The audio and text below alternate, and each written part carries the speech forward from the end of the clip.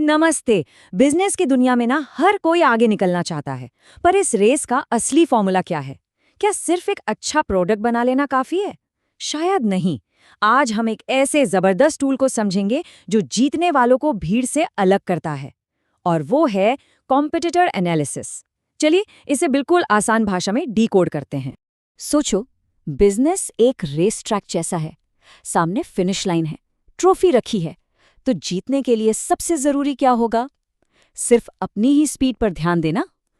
शायद नहीं। इस रेस में जीतने के लिए क्या तैयारी पूरी है?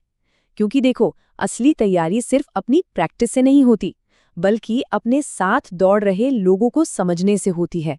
और बिजनेस की इस रेस में इसी तैयारी को कहते हैं कॉम्पिटिटर एनालिसिस। चलिए इसे एक और तरह से देखते हैं। मान लो कि बिजनेस एक फाइनल एग्जाम है, तो क्या सिर्फ अपनी ही किताबें पढ़कर टॉप किया जा सकता है? बिल्कुल नहीं। ये भी तो जानना पड़ेगा ना कि क्लास के दूसरे टॉपर्स कौन सी स्ट्रैटेजी लगा रहे हैं। बस यही है कंपटीशन को स्टडी करना। तो सबसे पहले बिल्कुल बेसिक्स क्लियर करते हैं। आखिर ये कंपेटिटर एनालिसिस है क्या चीज? बिल्कुल आसान शब्दों में कहें तो ये एक तरह का डिटेक्टिव वाला काम है। इसमें अपने राइवल्स की जासूसी की जाती है। वो हैं कौन, उनका गेम प्लान क्या है, उनकी ताकत क्या है, और सबसे इम्पोर्टेंट, उनकी कमजोरी कहाँ है। इस सारी इन्फॉर्मेशन को फिर अपने बिजनेस के आईने में देखा जाता है। पर यहाँ एक छोटा सा ट्विस्ट है। अक्सर लोग सोचते हैं कि कॉम्पिटिटर तो बस कॉम्पिटिटर होता है, पर सच तो ये है कि सारे कॉम्पिटिटर्स एक जैसे नहीं होते, और इस फर्क को समझना ही असल में गेम चेंजर है। देखो, कॉम्पिटिटर्स दो तरह के होते हैं और दोनों पर नजर रखना जरूरी है।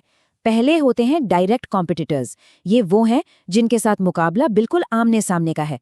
Same product, same customer. सोचो, एक ही गली में दो कॉफी शॉप्स। फिर आते हैं इनडायरेक्ट कॉम्पिटिटर्स। ये थोड़े से ट्रिकी होते हैं। इनका प्रोडक्ट तो अलग है, लेकिन वो कस्टमर की वही जरूरत पूरी कर रहे हैं। जैसे कॉफी शॉप के ठीक सामने एक जूस बार। दोनों ही तो रिफ्रेशमेंट बेच रहे हैं ना। अच्छा, ये तो समझ आ गया कि ये होता क्या है। पर अब सवाल ये उठता है कि ये सब करना ही क्यों है? इसकी इतनी इम्पोर्टेंस क्यों है आखिर? इस मेहनत के फायदे कमाल के हैं। सबसे पहला, मार्केट में गैप्स दिखने लगते हैं। वो खाली जगह जहां कोई और ध्यान ही नहीं दे रहा।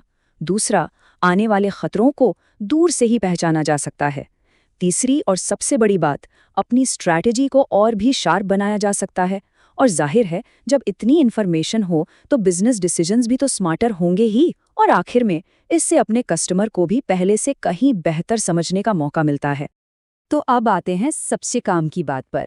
ये एनालिसिस आखिर किया कैसे जाता है? इसका प्रोसेस क्या है? चलिए इसे स्टेप बाय स्टेप समझते हैं। ये पूरा प्रोसेस इन 4 सिंपल स्टेप्स में टूटा हुआ है। Step 1, identify. मतलब पहले तो ये पता लगाओ कि मैदान में खिलाड़ी हैं कौन-कौन। स्टेप 2, गैदर, यानी उनके बारे में हर जरूरी जानकारी इकट्ठा करना, उनकी प्राइसिंग से लेकर मार्केटिंग तक। Step 3, analyse. अब उस डेटा को सिर्फ देखना नहीं है, उसे समझना है। उनकी ताकत क्या है और कमजोरी क्या। और सबसे जरूरी स्टेप 4, एक्ट। क्योंकि सारी रिसर्च बेकार है अगर उससे सीखकर अपने बिजनेस में कोई बदलाव न लाया जाए। एक्शन ही सब कुछ है। थ्योरी तो बहुत हो गई, चलो अब इस पूरे कॉन्सेप्ट को एक सिंपल से रियल लाइफ एग्जाम्पल से समझते हैं। फर्ज कीजिए 2 लोकल कॉफी शॉप्स हैं। एक का नाम है चाय एंड चैट और दूसरे का है ब्रू बीन्स। तो यहाँ देखिए, एक तरफ है चाय एंड चाट। उनकी ताकत क्या है? कम दाम और लोकल टेस्ट, जैसे मसाला चाय। लेकिन कमजोरी? ऑनलाइन दुनिया से काफी दूर है। अब दूसरी तरफ है ब्रू बीन्स। ये इंस्टाग्राम पर स्टार है और इंटरनेशनल कॉफी सर्व करता है।